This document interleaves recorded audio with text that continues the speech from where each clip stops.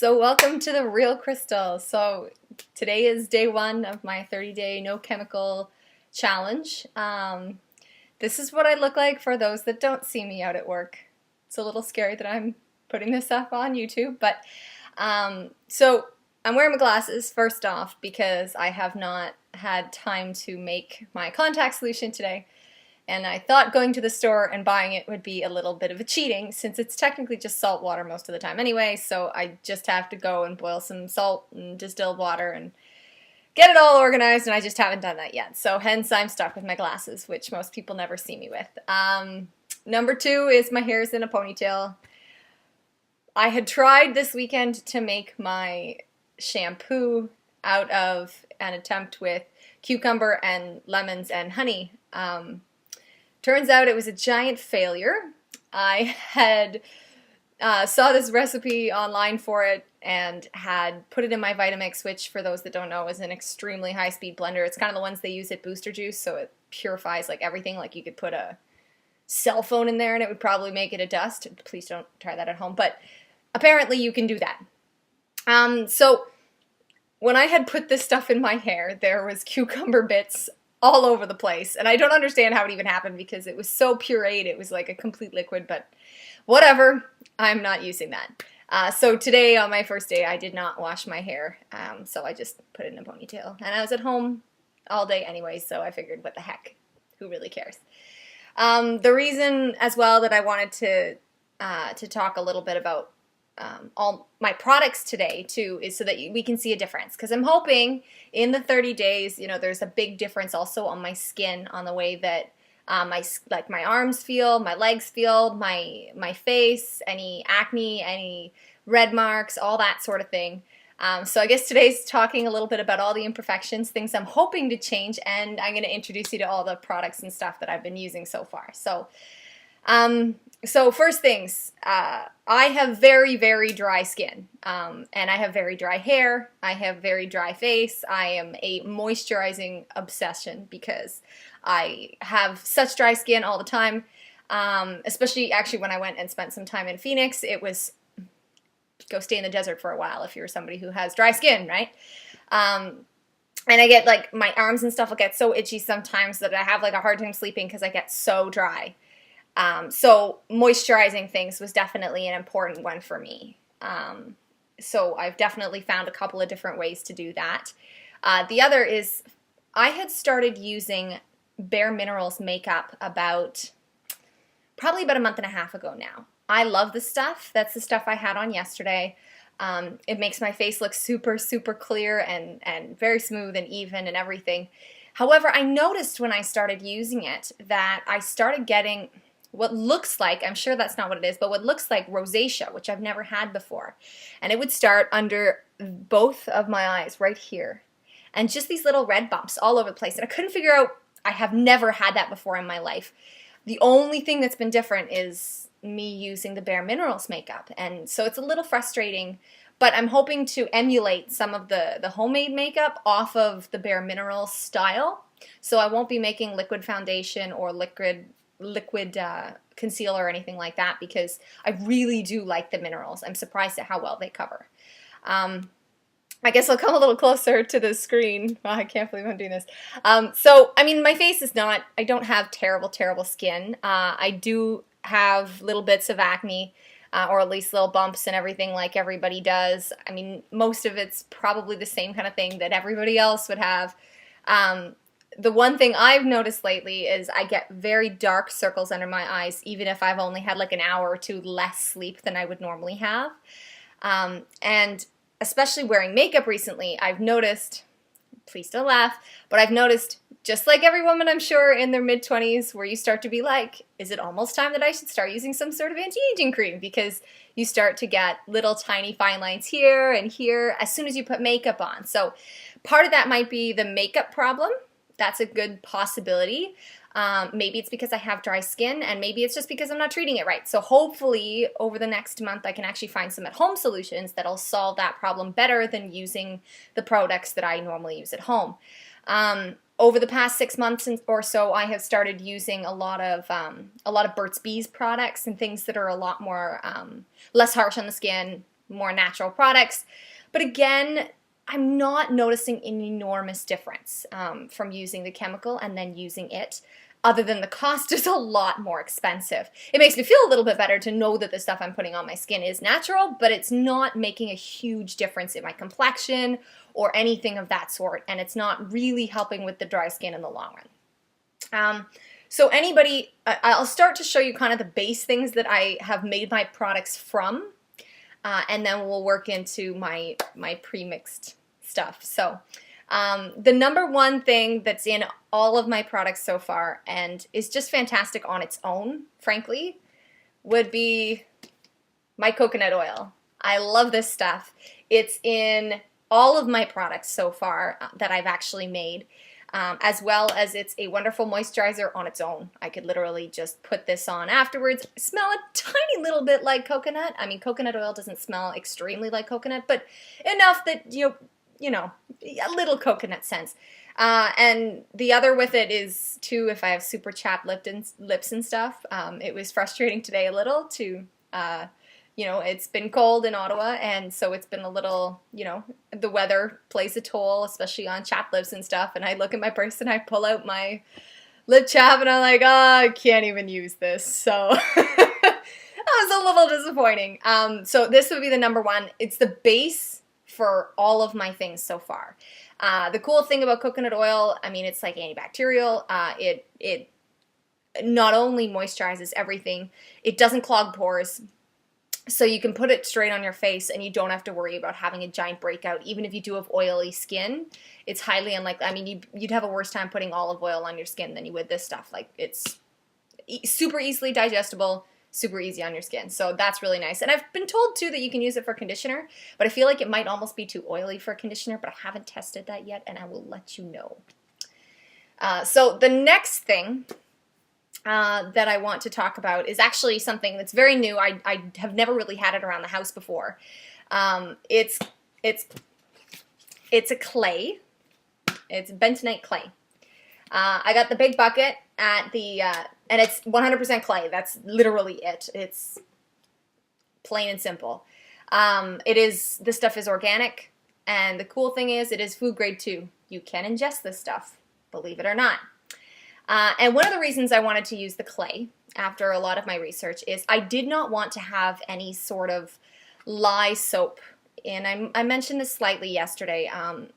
Lye is tricky. Any soap that you get, period, is going to have lye in it from the stores. Even the natural stuff will have some sort of lye in it. However, it can be very harsh. So I don't mind using it for things like a laundry detergent or a hand wash or something, you know, after going to the bathroom. But for my skin, especially with having dry skin all the time, for my skin, for my face, for my hair, and my toothpaste and all that kind of stuff, I didn't want to have anything that has lye. Well, I probably wouldn't use lye in toothpaste, but you know what I mean. I wouldn't want it in any of that stuff. So clay, the cool thing about it is it cleanses because it attracts heavy metals, and yet doesn't expel any of the minerals that it is composed of. So, for instance, a lot of people will actually ingest small amounts of the clay if they're doing a detox or if they've had mild heavy metal poisonings or something along those lines, which seems almost counterproductive due to the fact that it's actually made out of a lot of heavy metals. But the cool thing with clay is it can't expel in your body because it attracts the heavy metals. Everything binds to it and then releases out of your body, which is kind of cool. So it's a safe way of pulling all of the metals out of your system. But it does the same thing on the outside of your body. So all the metals, all the dirts and things that go on in your body as well as in your mouth, because let's face it, mouth is probably one of the grossest places in the planet. Having clay in a toothpaste, I know, I feel silly even saying it, but having clay in your toothpaste actually will help take any of the excess bacteria, excess dirt, any of the excess pieces and minerals that are left over from your foods and everything on a regular basis, and then when you rinse, and it'll attach itself to all of those bad things. Then you rinse your mouth out with water at the end, and it'll pull all of that clay out with all of the grossness, for lack of better terms. The one thing about it is it is gray, like super gray, and it has made all of my products very ugly gray. It's just a color, who really cares, but it's not exactly the most appealing of things. I did try to see if maybe I could use this as maybe some sort of shampoo, but again, it doesn't leave my hair clean enough. It just kind of keeps it oily, so maybe I'll have a mix with that in the future, but not yet. The other two that I really did pick up, just because we're girls and we like smelling good, for those that are on a makeup challenge with me, or a body wash. For guys, actually, one of the things that I was thinking of is if you were doing this, instead of using something flowery or girly smelling or whatever, eucalyptus. It's a wonderful smell, pretty manly, just gonna say. I was debating on whether or not I was actually gonna get that, but then when I was in the store and I smelled it, and I'm like, I'm gonna smell like a dude for the next month, so I changed my mind about lavender, because I love lavender. It's soothing, it's calming. It is a lovely, lovely scent, so I have bought it and have put it in most of my stuff so that I can smell nice, except in my toothpaste, which I bought some peppermint, just some organic, oh sorry, that's backwards, just some organic essential oil, and a lot of them have, a lot of essential oils actually have a lot of antibacterial properties, a lot of antifungal properties. I have tea tree oil in the house. Actually, I should have brought that out too, but I have tea tree oil in the house all the time. Works wonderful as a toner. Just don't use it too often. Mixed with some water, of course. But tea tree oil, I mean, it's an antifungal, it's an antibacterial, I mean, antiviral. That stuff wipes off everything. But you can't ingest tea tree oil. The lavender and well, I'm sure you could at small amounts, but I wouldn't recommend it. But the peppermint and the lavender for sure. So my one cheat, I did buy, this here is a pure Castile soap. It is basically a bunch of organic oils and the lye soap. It is already pre-mixed lye, so this stuff is not like corrosive or anything. I intentionally got the unscented baby mild stuff because it is, I found, the least cheating out of everything. And the reason is because there's even at-home natural products that they made, you know, in our grandparents' and great-grandparents' time. Soap always contains lye. It is the easiest, most efficient way to get those any bacteria out of clothing, out of dishes. It gives it a little suds, all that kind of stuff. I won't use it on my body, as I said, because I find that it's just too drying. But I got it so that I can use it as a base to make some laundry detergent or some hand soap, things like that, and dish soap and all that kind of stuff. If you do have any questions on the brand or anything like that, to just let me know. But a little bit of this goes a really long way, so this is going to last me a super long time. So on for what I'm actually using as my products. I have a thing of raw clover honey. One, because I just love clover honey. I'm weird like that. This stuff is actually, it's unpasteurized. And the reason that I am using this one instead of like a liquid honey is, one, I like the fact that it's not cooked. I'm a little obsessed with raw stuff, so I figured that this was a good way to still keep some of my raw stuff. The other is, because it's unpasteurized, it's coarse. It has a little bit of that grit to it. So as this stuff, I'm literally using just this as my face wash. I have a spoon that I have in my bathroom that I literally take out a little bit of it, put it in my hands with some water, scrub it on my face. It's light enough that it's not abrasive to my face and still leaves a good amount of moisture on my face. I usually do it at night. I actually tried it yesterday to get my makeup off. It's really good at taking your makeup off, with the exception of eyeliner. Doesn't really help with that. But then again, I'm not going to have that problem for the next little while anyway. So, and hopefully some of my natural stuff, this will help take it off. I also have straight cocoa butter. Now, you can use the coconut oil. This was a preferential thing, because who doesn't want to smell like chocolate?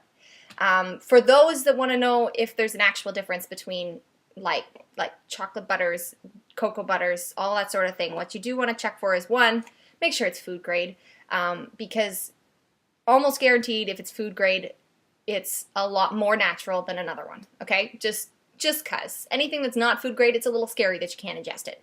Just saying. Cocoa butter, for those that also don't know, real chocolate, first off, this stuff smells awesome, is off-white, yellowish color.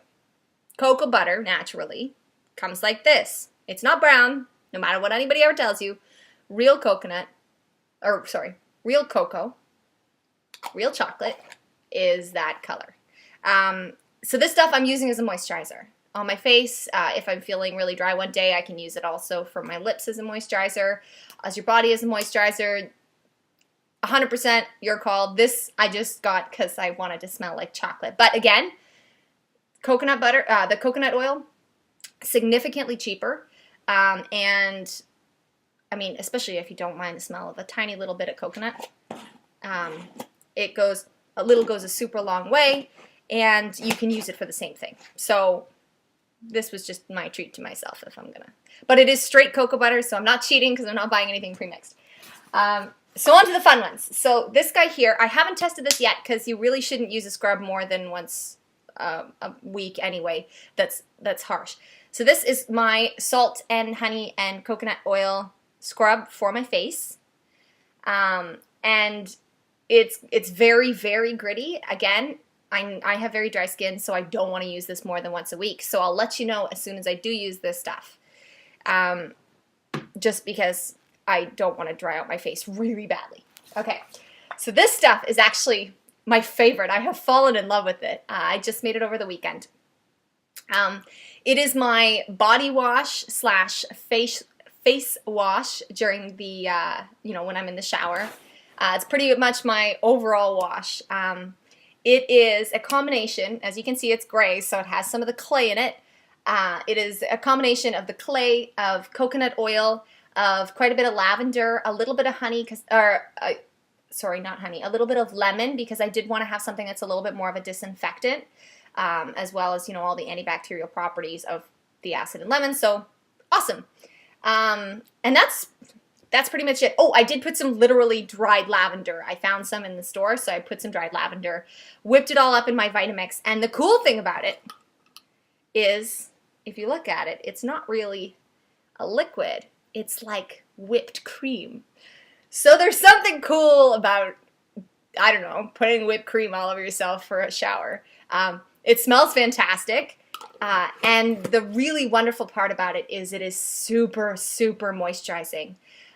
If you're not used to ever using anything moisturizing, it probably might be a bit of a shock, actually, just because you'll feel like it's not coming off, even though you wipe it all off, because the oils in the coconut oil and the clay will stay on your skin, so you stay super moist, and it feels fantastic. Now, if I were somebody who didn't have as dry of skin as me, I would probably recommend not using quite as much of the coconut oil and then just using a little bit more of the clay. But I guess it's kind of like a mud bath, frankly. People go all the time for mud baths and stuff. So this stuff, I don't think I will ever go back to a normal body wash because this feels fantastic and it smells great. So there's my number one. So I have not made a deodorant yet. I have found a couple of different ways to do it. I just haven't done it yet. I'm going to do it the same time I do my saline solution, hopefully tomorrow. I'm at the house today anyway, and I showered this morning, so I'm really not too concerned about it, but I am going to be going out soon, so I will definitely want to make some. So, but the last and not least, for sure, that I will talk about, because I've had some questions about it already, is my toothpaste.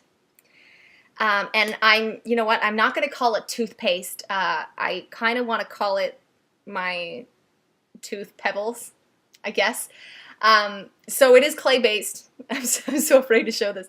Okay, so it is clay-based, and you're going to notice that it is, like, basically it is, I can't even think of a texture for it. Actually, here, I'll show you some of it up close so that it makes a little more sense. I did put the peppermint stuff in this. This is clay. There is a little coconut oil in it, but very little. I also did put a little lemon in this. It's actually very similar to the other one, but I didn't put as much like moisturizing properties so much as it is predominantly the clay. I did put the peppermint in it. I also put a tiny bit of stevia in it. And for those that don't know what stevia is a natural sweetener. Comes derived from a plant. Kind of the idea of agave nectar, except it's a lot less processed. Very, very, very sweet. And I have a liquid version that I used to put in my coffees.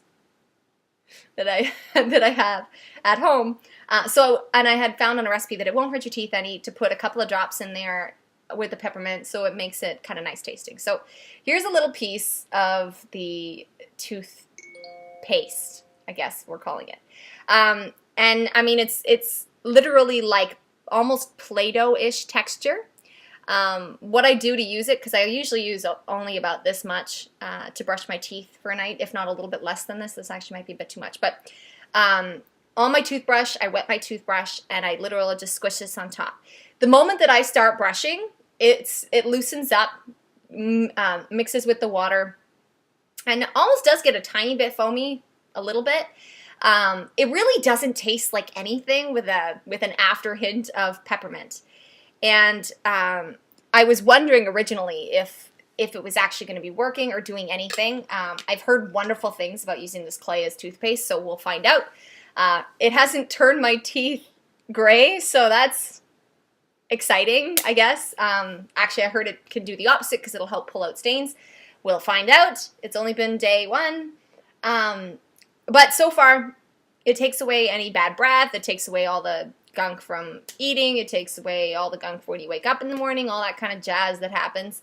I am a little nervous because I usually use something like a Sensodyne or something because I do have very sensitive teeth. I'm told this can help solve that problem. So again, been told that. We'll see. I have looked at some of the studies and stuff from it, and so far they're very promising, so we'll see if that does make a big difference in the long run. I know currently I do have one cavity that the dentist has been harassing me about, so we will see if it actually makes a difference one way or the other. And last but not least, out of my products, I just gotta say it. Number 1, more than anything else, I know in the past couple weeks I definitely have not been drinking enough water. So I've become obsessed about making sure I have a lot of water in the house. 1, because I'm missing my afternoon glass of wine.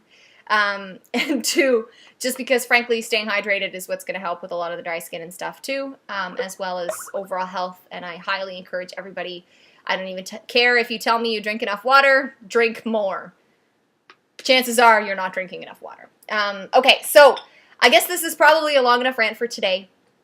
Tomorrow I'm going to go into a little bit more details about hopefully my saline solution, all that kind of stuff. I'm also going to have my hair down. I will come up with a shampoo for tomorrow. I'm really thinking it'll just be a honey and water tomorrow, but we'll see.